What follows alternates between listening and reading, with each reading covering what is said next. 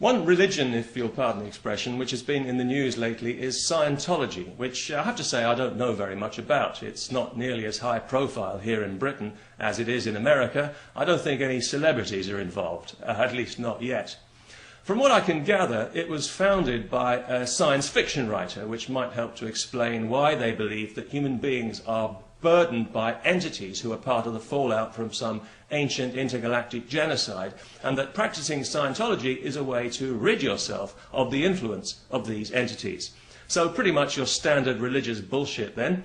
You're contaminated and you need to be cleansed by experts for a price. The original sin common to most religions, it seems. There's something wrong with being human. Well, well, who would have thought it? Now, some people consider Scientology to be a sinister cult. And, well, even if it is, we've never had a problem with sinister cults in the past. We've positively nurtured them and allowed them to grow into the monstrous dogmas that currently plague every aspect of life on this planet. So why are we so upset about this particular bunch of lunatics? And shouldn't people have a choice? Let's say you've got a taste for religious insanity, but not the mainstream kind, and you're casting around for something a little different because you don't want to follow the crowd. What are you, a sheep? Of course not. Now you've got a cool alternative. You've got your Scientology. And although people do talk about it in negative terms, it does have positive aspects which I think we should acknowledge. For example, they haven't initiated any mass suicides or mass murders as far as I'm aware, and I think that's a very positive thing.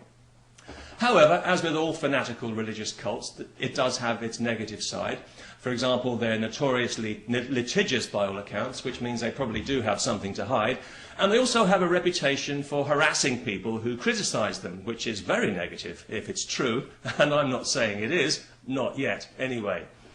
Also, I have to say that if a member of my family were to join any organisation that urged them to reject their family and friends and turn their back on the life they knew, I'd say that would be a very negative thing. And I think anyone prepared to do something that unnatural would be operating under a powerful negative influence.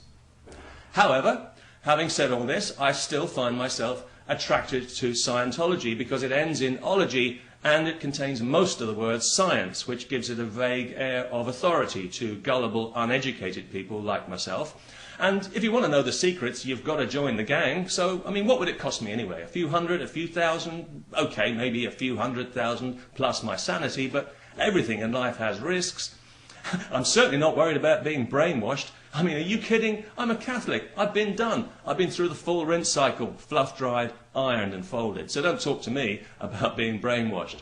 So yes, I'm keen to find out more about this religion, but unfortunately there is one small obstacle, and that is the poster boy himself, Mr. Tom Cruise. I just have such a serious problem with his movies, because he always seems to be playing somebody who's taller than he really is. And this just doesn't work for me. In the back of my mind, I'm thinking, this guy's acting tall. Why is he pretending?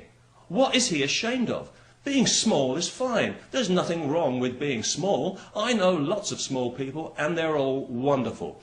If Tom Cruise played small movie heroes, it would do small people's image a lot of good on this planet, but no. Instead, he chooses to perpetuate the illusion and reinforce the stereotype that tall is good and small is bad. If he's capable of this kind of moral dishonesty in observable life, what's he going to be like when it comes to the mysteries of life? And if he's literally not prepared to stand up for the little guy, I have to ask myself, is this the kind of person I want to be associated with? And how much can his religion really offer me? So, yes, although I'd like to find out more about Scientology, I'm afraid this guy is just in the way, and I really don't see a way past this.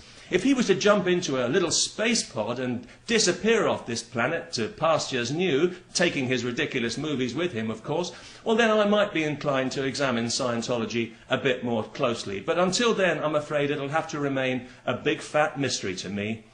Oh well, you can't win them all. Nanu nanu.